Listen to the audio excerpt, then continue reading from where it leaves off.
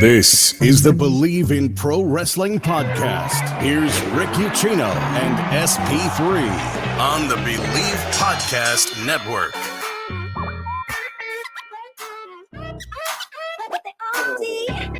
Oh man, what a week. What a week it's been. Thank God it's Friday already. I mean, what the hell's going on? I don't even know. I don't know what day it is. I guess it's Wednesday morning. Whew.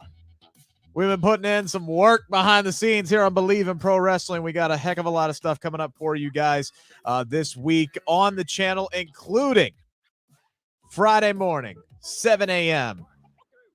It's already in the can. It's ready to drop. The premiere is up there, ready to go. So go ahead and pin it, subscribe it, put the notification on it. Give us the thumbs up already. Let people know that this bad boy is coming Friday morning at 7 a.m.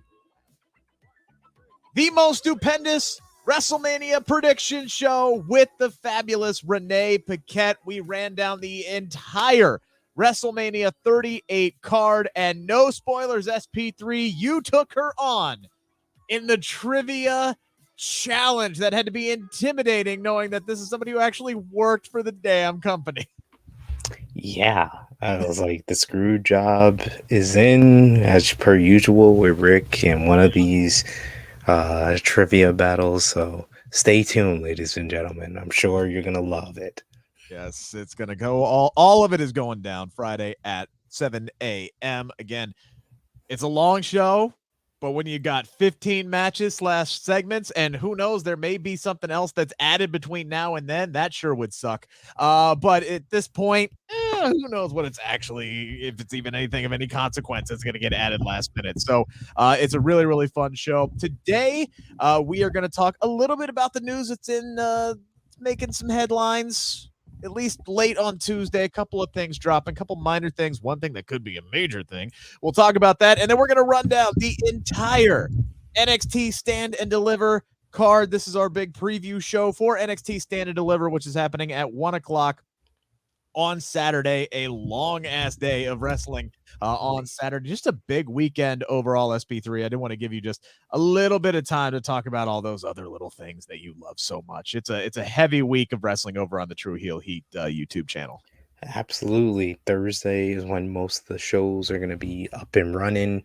We're going to be over on our Twitch channel for GCW Bloodsports 8 event at 4 p.m. on Thursday.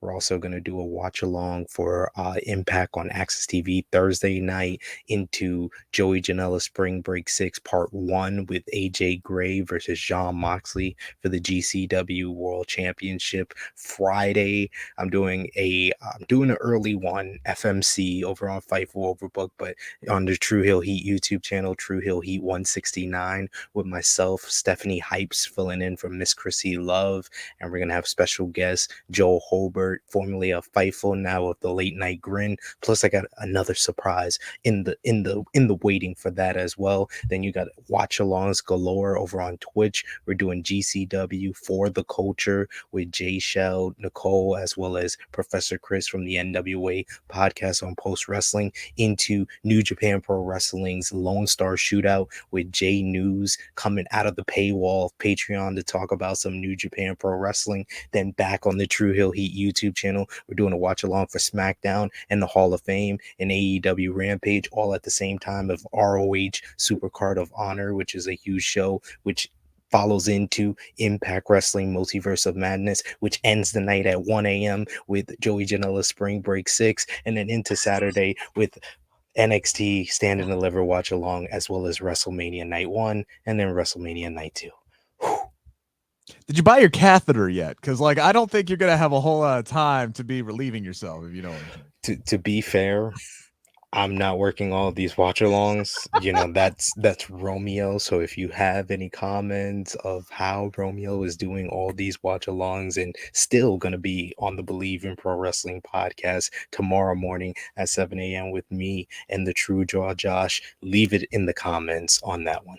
Get that man a pillow for his backside. Before we get any further, got to get a shout out to our friends over at Bet Online. Without them, we wouldn't be here right now. and it is finally here. The Final Four is upon us. The best teams fighting it out for the College Basketball National Championship. And if you are looking to wager on these games, the National Championship game, any of the prop bets that are still out there, head on over to betonline.ag on your desktop or your mobile device. Sign up today and receive your 50% welcome bonus on your first deposit. Just use our promo code Bleav to get started. That is BLEAV. Yeah. Bet Online remains your number one spot for all of your updated odds and info, along with player props and new contests throughout the year. It is the best source for all your sports wagering needs, including live betting and everyone's favorite Vegas casino games and poker games, baby. It is super easy to get started, so join today. Learn why everyone is saying that BetOnline is the fastest and easiest way to wager on sports. BetOnline, where the game starts. Also, a reminder, got our interview up with Montez Ford right now. Make sure to check that out ahead of his match this weekend at WrestleMania 38. And I will be boots on the ground in Dallas. That's why I'm not going to be here tomorrow for AEW recap, because I'm going to be on a plane. Heck, you may be watching this Wednesday night, and I'm going to be on a plane, leaving on a jet plane, heading to Dallas, Texas for WrestleMania and Stand and Deliver. Going to be taking part of the press junket. Going to try and work on a few other things while I'm down there. So keep an eye here on the Bleav in Pro Wrestling podcast and YouTube channels for all of that content. Not going to spill it out all at once. We're going to spread it out over the next few weeks. Tons of stuff that's coming here and over on SB Nation. That's where you can find the words that I type of everything. So shout out to everything that we got going on, SP3. Before we dive now into this card, which is a really nice Stand and Deliver card, got some newsy things to take care of, including, oh boy, here come the money, dollar. Shane McMahon, I Bleav this was a PW Insider report, is on his way to Dallas for WrestleMania 38. SP3, of course, there was all of that hubbub and blow up about what went wrong at the Royal Rumble. Negative reactions galore to the men's Royal Rumble match, which of course was won by Brock Lesnar. Shane McMahon was the scapegoat for that, took a lot of the heat on that. Apparently the heat has completely died down, and now he's going to be in Dallas for WrestleMania 38. Don't know what the capacity is, but all of a sudden, man, the IWC, our beloved internet wrestling community, their buttholes puckered up real tight when this report came out, because everybody wants it to be Cody Rhodes versus Seth Rollins. And now that the shark is out there in the water, it seems like it's more of a possibility that WWE is going to decide to swerve us and make a mistake and not put Cody Rhodes out on there at WrestleMania 38. Does this concern you at all? You know, I was going to give WWE so much credit because I felt like this whole Cody Rhodes was like their version of CM Punk in AEW. How AEW never promoted that CM Punk was going to be at the first dance, but they had the little touches like the Best in the World line by Darby Allin. They're going to be in Chicago at the United Center. It was like everything was aligning, but they never said that CM Punk was going to be there. And that's similar to what WWE has done. We've heard the chants, we've heard the different lines, the dashing, the undeniable, the stuff like that have led people to believe that Cody Rhodes was coming in. And then Seth Rollins, one of their biggest stars, doesn't have a match at WrestleMania. It just seems right to bring Cody in. If you're going to present him as a top star, he needs to go against another top star. But WWE doesn't do things like AEW. No, they have to play with the emotions of their fans. They couldn't just have Becky Lynch replace Sasha Banks last year at SummerSlam. No, they had to have Carmella come out as a red herring to make the people boo, for them to say, oh, the pop would be louder for Becky, when Becky was always just going to get a loud pop. You didn't need to do that. But this is this company. This is why I wear my Vince hat when I talk about this company, because this is what they'll do. What they'll do is what Alex McCarthy actually teased on the True Hill Heat WrestleMania 38 preview show, and that is they bring Shane out and he plays Carmella for Cody Rhodes to play Becky Lynch, and they say, oh, he got a bigger pop because the fans thought it was gonna be Shane McMahon. But in all honesty, I think that Shane McMahon was the original opponent for Seth Rollins at WrestleMania. So this plays into a number of different reports and rumors that we've heard over the last couple of months. I think it's smart on WWE's part.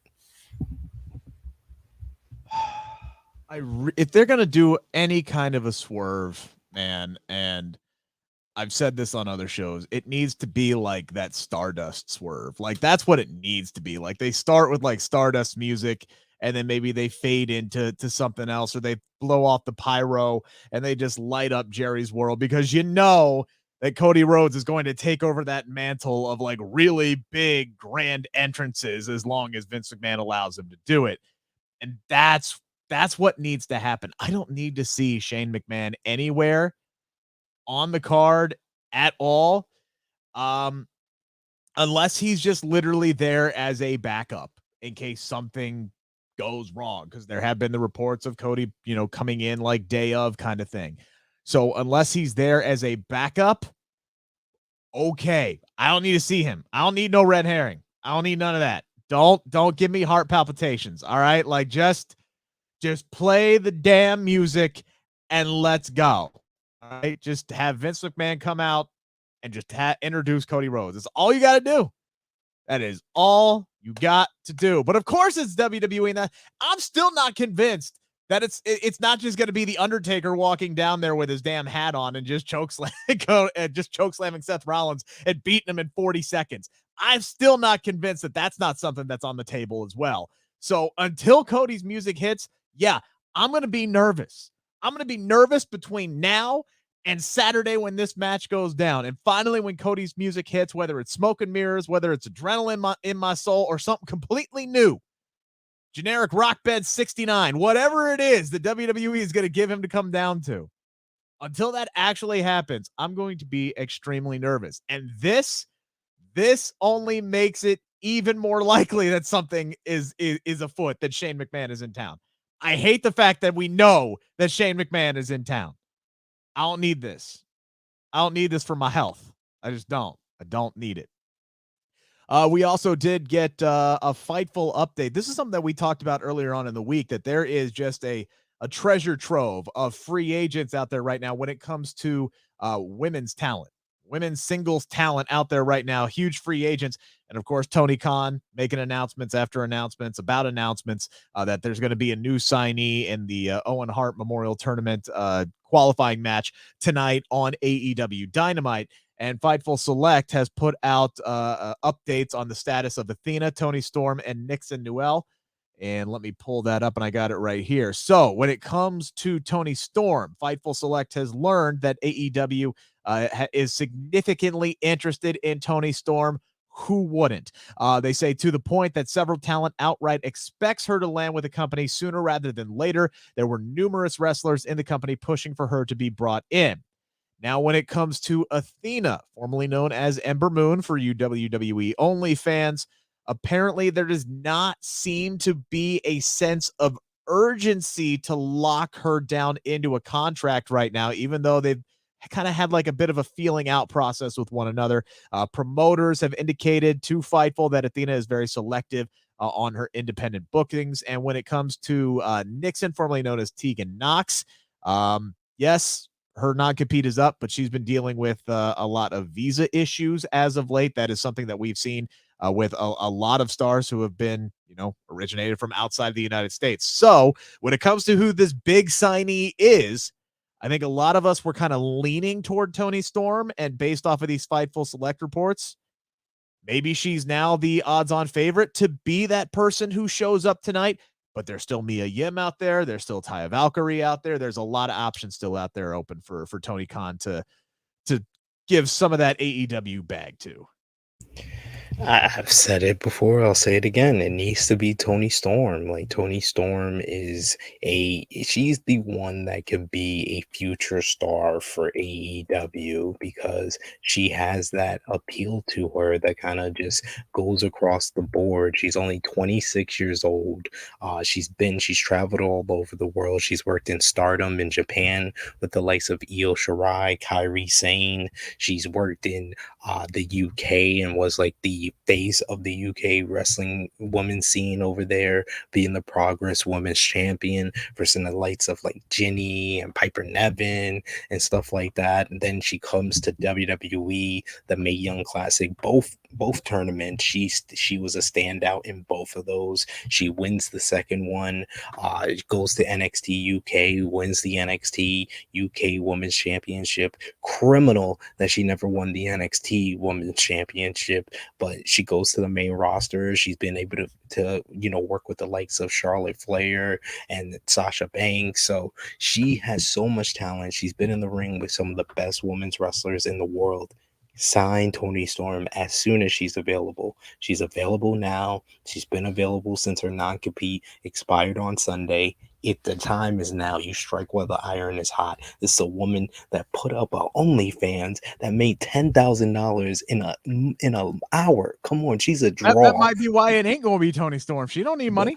No, it is going to be Tony Storm because she can make both. She can make the bag from Tony and have OnlyFans because this is AEW, Right. not WWE. So Yeah. she can make two bags at once. I'm all for Tony Storm for the success that she's going to have because she made a choice. Unlike Athena, unlike Nixon Yeah. Noel, who I think Yeah. are both talented, they didn't make that choice. The choice was made for them by WWE releasing them. Tony Storm said, I'm frustrated. I don't want to spend my time throwing pies in Charlotte Flair's face. I'm gonna go home. I'm gonna ask them to release me. They release me. I'm gonna do my 90 days and I'm gonna go to a company that wants to push me. And hopefully AEW gets their women's booking together when they bring someone like Tony Storm in. And I think immediately my first idea is her winning the Owen Hart Memorial Cup, or immediately feuding with Dr. Britt Baker, DMD. But this is the woman that you groom to become a future AEW Women's World Champion. Yeah, I'm right there with you. It also depends on who else maybe Tony brings in. This is just honestly like their first opportunity. And like I said, there's 5 really good viable options right off the top of my head, assuming that, Tegan's visa issues could get resolved in time to have her come in. You could have Tony debut this week. You could have Taya Valkyrie debut a week after. You could have Mia Yim come in. Tony Khan has if he really wants to, can add, I mean, seriously, like a murderer's row of very talented, very credible, very over performers to that women's division and really crank that shit up to 11. He absolutely could if he wanted to. Why stop? Unless you're just hurting for money, which I don't think he is, and I don't know his checkbooks, but business seems to be doing all right. His family owns 2 professional sports teams and a wrestling company. Things seem to be good. I don't see why there's anything that's stopping him from really investing into this women's division and taking it seriously to the next level by adding all of them. I will lean into Tony Storm. There's one that I will say he shouldn't add, and I think that this report kind of confirms what I thought she would go. Nixon Noel with the whole visa issues. The other 2 people, because I wrote this article about this story for Wrestle Talk, and I mentioned 2 other talents or acts, or 3 other talents and acts that did have similar visa issues. Cassie Lee, formerly known as Peyton Royce. Yep. Billy Kay, now known as Jessica McKay, and Bronson Reed, now known as Jonah. What do all 3 of those people have in common? They're all in Impact Wrestling. And I think Nixon Noel is someone that can be in Impact Wrestling and immediately rise to the top. And with their women's division, they have a women's division that they do focus on it. They do have good booking behind it. Tasha Steele's the new Knockouts champion, just had a banger with Mickie James in the main event of Impact on Access TV. You got Deonna Purrazzo, who's the ROH Women's Champion, as well as the Reina del Rey's champion out in AAA in Mexico, doing the Champ Challenge. You got Mickie James and Chelsea Green feuding now. They got so many good things going on in Impact Wrestling, and then inserting Nixon Noel, this would just be a timely pickup for them. Yeah, look, you can't go wrong. Literally can't go wrong anywhere you go. But based off of Fightful's reporting, which has been spot on as usual, I would guess that we see Toni Storm tonight, and I would be all for it. Before we dive into NXT Stand and Deliver, SP3, tons of people take multivitamins, but it is very important to choose one that is top quality. With one delicious scoop of Athletic Greens, you are absorbing 75 high-quality vitamins, minerals, superfoods, probiotics, and adaptogens to start your day right. Their special blend of ingredients supports gut health, nervous system, your immune system, energy, recovery, focus, and aging. It is also lifestyle friendly and fits a wide range of diets. There's only 1 gram of sugar, no chemicals or artificial anything. Reclaim your health, arm your immune system with convenient daily nutrition. It is just 1 scoop and a cup of water every day. That is it. To make it easy, Athletic Greens is going to give you 1 free year supply of immune supporting vitamin D and 5 free travel packs with your first purchase. All you have to do is go to athleticgreens.com/Bleav. That is BLEAV. Again, athleticgreens.com/Bleav. These statements have not been evaluated by the Food and Drug Administration. These products are not intended to diagnose, treat, cure, or prevent any disease. Athletic Greens, take ownership of your health. It's time to answer the 5 count on the Bleav Podcast Network.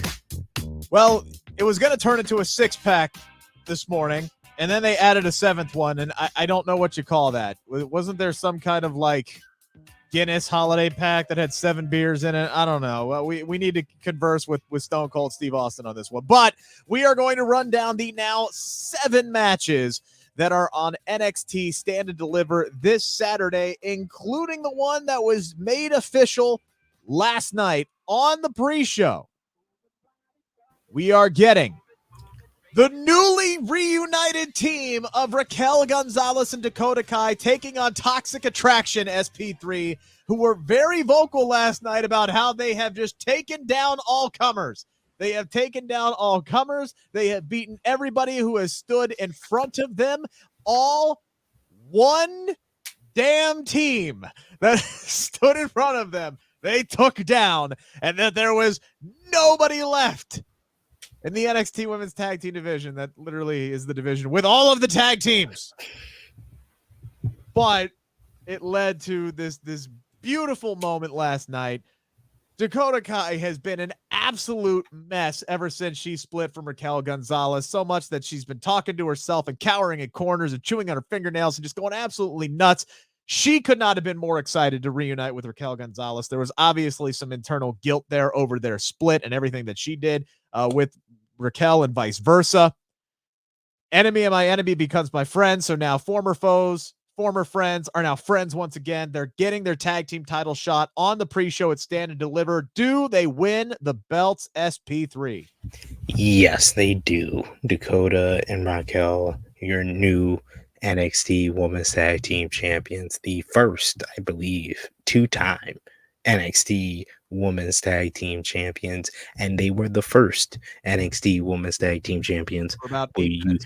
you wouldn't have remembered it because it only lasted like 30 minutes, but they won the first ever Women's Dusty Cup, so it makes sense for them to get this shot here. I like the whole moment. It was very cool. It's been built up to very well, with Dakota kind of going through her whole manic depressive kind of saga that she's had, her inner talking to 3 different people in her head and stuff, and then Raquel coming back from the injury, the attack by Toxic Attraction. I think that this is going to be the night that ends Toxic Attraction's reign of terror on NXT, and it starts on the kickoff show with Dakota and Raquel regaining the titles.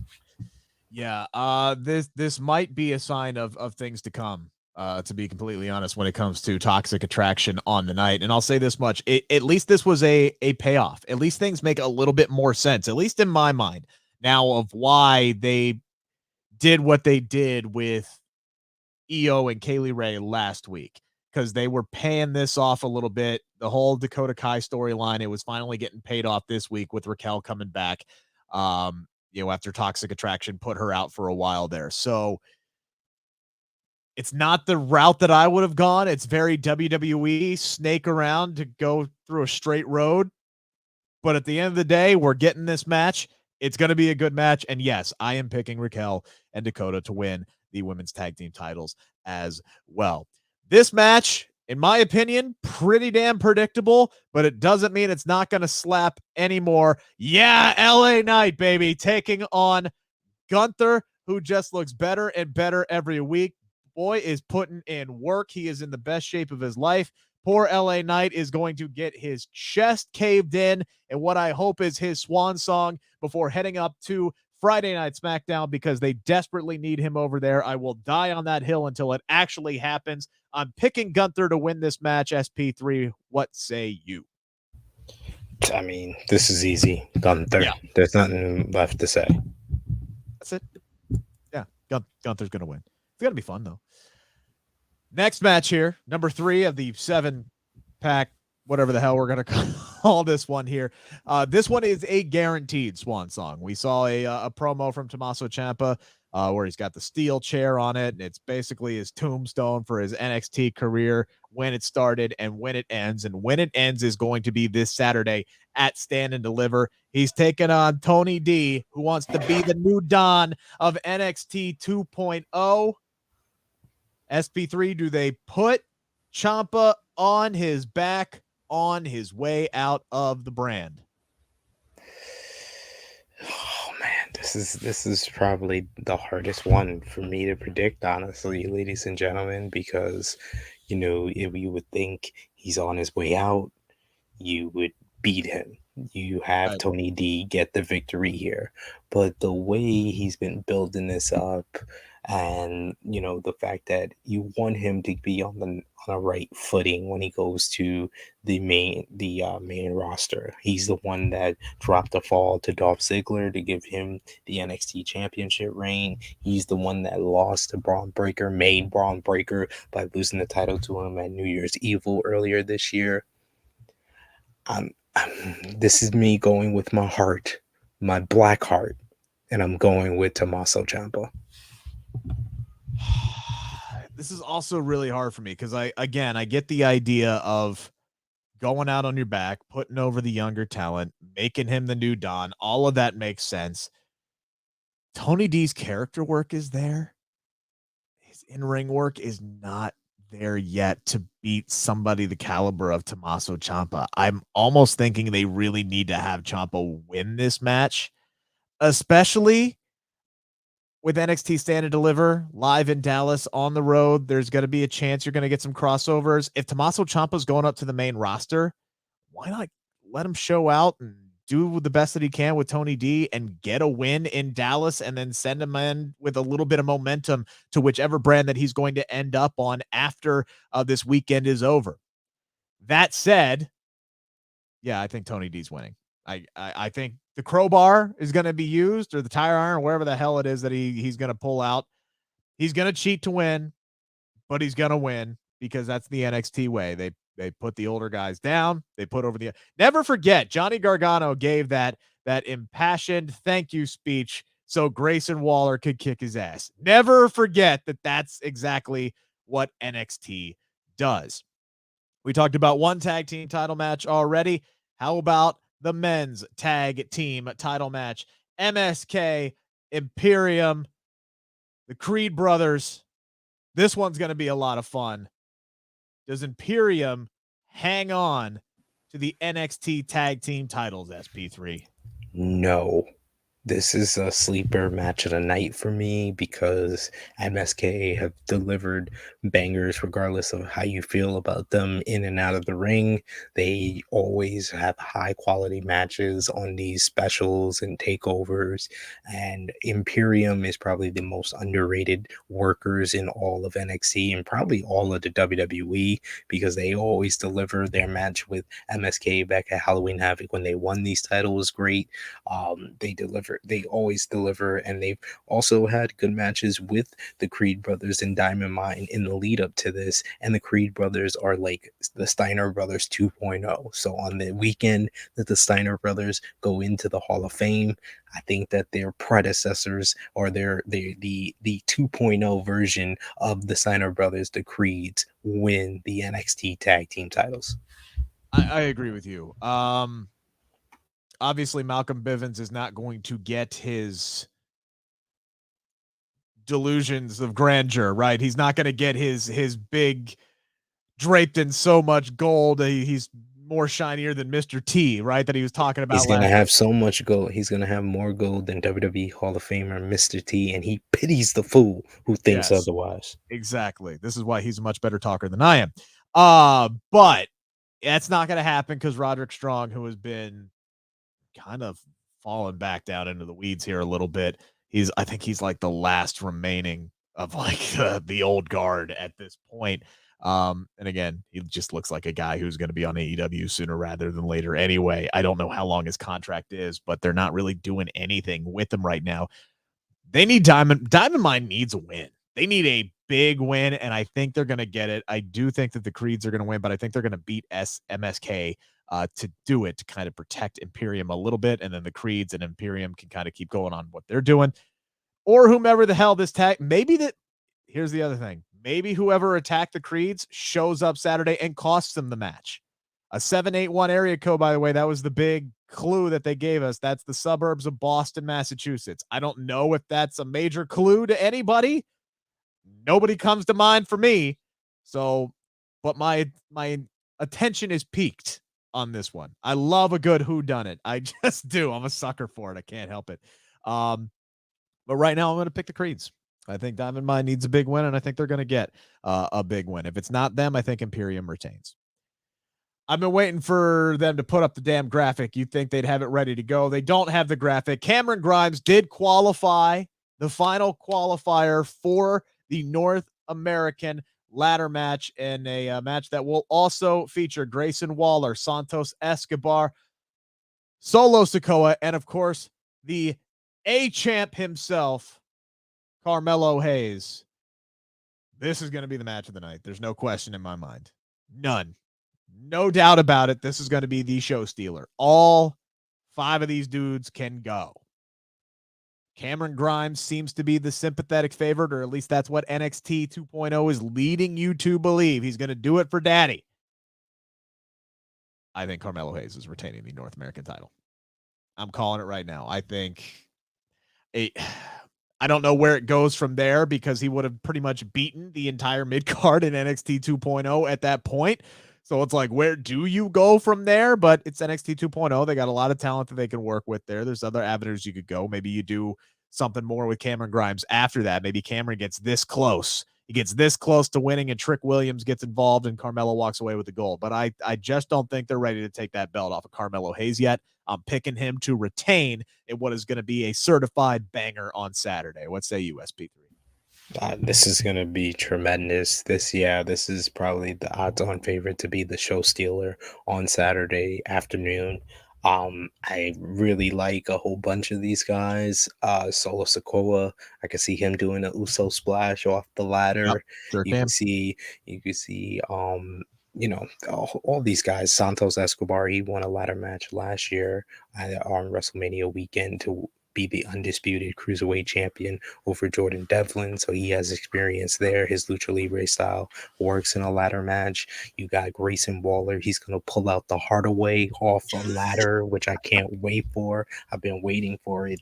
Carmelo Hayes has been the Shawn Michaels in 1993 of NXT 2.0. He's a great mid-card champion who's been having show stealers against Pete Dunne, against Cameron Grimes, against Roger Roderick Strong. They've kind of had him to have those bangers, and he's beaten all these guys pretty much clean. I know a couple of guys, Trick Williams got involved, but it's been his finisher that has kind of put people away, that top rope leg drop to the top of the head. But Cameron Grimes, they are really telegraphing that this is his time, this is his moment. And when other time is it going to be for Cameron Grimes? He feels like the guy that always comes close but never gets it. And they're finally building this sympathy, created a whole new character for him.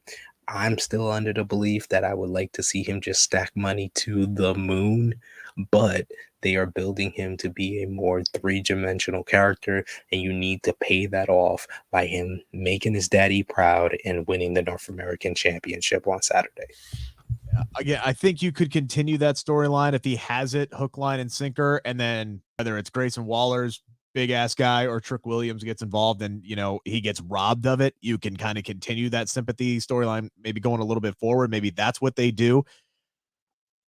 Man, they have been trying to build up Grayson Waller a lot too. So I think he's definitely a contender. I'd love to say that Santos Escobar is a contender, but he's another one of these guys who's just always close, but never really going to get it. I'm hoping he's bound for the main roster as well.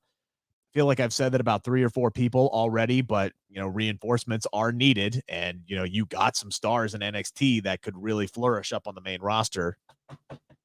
Right, Vince? You got some guys in NXT that can really flourish on the main roster. But I'm going with Carmelo, excuse me. I'm going with Trick to help Carmelo retain that A championship, the North American title. Let's talk about our 2 big title matches. Mandy Rose defending the NXT Women's Championship in a fatal 4-way, Cora Jade, and then the 2 new additions from last week, Io Shirai and Kaylee Ray. I don't think there's a prayer in hell that Mandy Rose SP3 walks away with the NXT Women's Championship this Saturday. The question is, who does take the belt? And I'm going to listen to your argument first because I'm kind of torn on this. I mean, it's obvious. It really is obvious. They have telegraphed this maybe a little too much, which has made people like you question it, but Cora Jay's winning the NXT Women's Championship, especially after that promo where she had the whole, list of all the champions. She even went into business for herself and basically planted the seeds for a feud with Charlotte Flair because she named all the NXT Women's Champions. And then when she mentioned Charlotte, she was like, I don't like her. I was like, well, that was random. Okay. Yeah. And then she got back to, Mandy and stuff. I think they have been building Cora Jade up for this moment since War Games. It's time to finally pay off on it. You don't go back to Io Shirai. Io Shirai is great. And I feel like she will always be one of the best performers in NXT. And if there's anyone who I think should get a call up, it's Io Shirai, like immediately, and be a top star on SmackDown or Raw. Kaylee Ray, I think that she's awesome, and I think that she has a NXT Women's title reign in her future. It's just not now. They've been grooming Cora Jade for this moment. Pay it off. She can have a short reign if you want, but yes, I agree. Mandy Rose is not walking out with the title. I think it might have swayed me because there's just this part of me that just thinks that Cora's not quite ready just yet. Just not yet. She's not, but their booking is ready for her to do it because they've booked this into like a no win situation. She either needs to win or she doesn't come out of this looking good if she doesn't win here. Honestly, it's basically a sink or swim kind of moment. Like, all right, we've built this up for you. And I like Cora Jade. I think the potential is there. I just don't think she's ready to be a women's champion of any roster in WWE at this time. That's not a knock against her, but I hope she proves me wrong. Maybe she goes out there and puts on a banger this Saturday, and maybe then she comes out and she has a really great NXT championship run, and I will gladly eat that crow because I am a fan of Cora Jade. I love the potential in her. Yeah, I think I'm with you. I think she's going to win on Saturday. Whether or not that's the right choice, that's going to entirely be up to Cora Jade. And finally, Dolph Ziggler defending his NXT championship. That is really weird to say still. against Bron Breakker, who SP3, they finally flat out acknowledged on television last night, was in the Steiner clan. Why don't they just give him the damn name? Just give him the damn name. You broke kayfabe, or kafabi, as Drew McIntyre once told me in an interview. That's what he used to call it. You broke kafabi. Just have him win the damn belt and then call him Rex Steiner. For the love of God, can we do that, please? Bron Breakker's grown on me. It has, but Rex Steiner is just such a stronger, better name, and it fits him. He's a Steiner through and through. I don't get why they're not doing it. Man, I'm gonna say the same thing I've been telling people over on the NXT review on Wrestle Talk about, Walter and Gunther. They still want to call Walter. Get over it. Call him Gunther and get over yourself. They never referred to him as Rex Steiner. Only the marks know his name is Rex Steiner. Bron Breakker has gotten over as a name. He's gotten over as a performer. Just call him Bron Breakker. Get it over with. At least they're acknowledging that he's a part of the family. So when guys like Robert Roode do the elbow drop into the push-ups, they can say that's Scott Steiner's move. They can say that now because Scott Steiner it's canon. It's canon now. So now they can acknowledge all that stuff. At least they are acknowledging he's in the family. I don't care about the name anymore. I'm not making a big deal about that. But this is the most obvious pick here on this pay-per-view. Yeah, Bron Breakker better win back the NXT Championship, or WWE are dumbasses. Well, I know which clip I'm pulling for the internet. Yeah, man, there's part of me that's going, I don't want Breakker to win the championship back because, there has been that talk about him immediately getting fast-tracked to the main roster. But I just don't know how you do it unless you end it in a disqualification. It's booked into a corner. You got to put the belt back on Breakker at this point. You've booked the one-on-one match. Dolph Ziggler beat Tommaso Ciampa. Okay, that was a brilliant way to get it off of Breakker. But his dad, his uncle, they're going into the Hall of Fame this weekend. It's a huge pay-per-view match on the road in Dallas, Texas. It's under the bright lights. Yeah, man, Breakker needs to win this thing. Figure out the call up, figure out the double duties afterwards. He's a young dude. He can handle it. Bron Breakker's winning this thing. He's got to. He just absolutely has to. He should obliterate Dolph Ziggler and Robert Roode, who's probably going to get involved in some way, shape, or form on Saturday. I guarantee he will.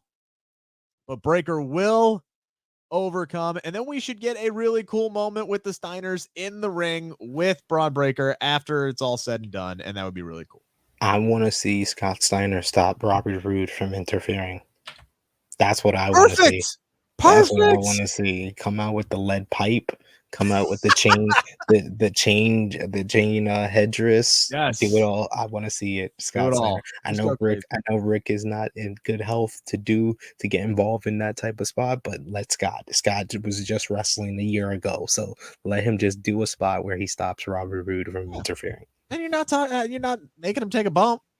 You don't have to take a bump. He's kicking ass. That's fine. Let Robert do all the work. He's a young pup. How old is Robert Roode? That's 41, maybe, I think. Hang on. Show prep left. Oh, young pup, 45. There you go. That young pup. That young pup, Robert Roode. Hey, Bobby Lashley was champion earlier this year at 44. So there you go. We appreciate you guys tuning in to our NXT Stand and Deliver preview show. Don't forget, tomorrow is the True Heel Heat Takeover, 7 a.m. SP3. Tell them about it. Who's going to be on the panel? It's going to be myself returning to the Bleav in Pro Wrestling podcast. It's going to be the face and the ace of the True Heel Heat YouTube channel. My right-hand man when it comes to that channel, Mr. Romeo Anthony Colon. And we're also going to be joined by the True Draw, Josh, and we're going to be talking about AEW Dynamite. We might throw in maybe a question or two about ROH, since that kind of ties in with AEW, and we got something going on this weekend. So, and we're three knowledgeable guys when it comes to Ring of Honor as well. So maybe we'll throw something like that in there. But the True Heel Heat takeover is here and it's upon us. Check us out tomorrow, 7 a.m. Eastern time. It's your show tomorrow. Do whatever you want. I will be traveling to Dallas, Texas for WrestleMania. Again, I got the press junket on Friday. There's going to be a lot of stuff coming to the Bleav in Pro Wrestling podcast and YouTube channels in the coming weeks. Like, share, subscribe. Get ready for the most stupendous WrestleMania prediction show ever.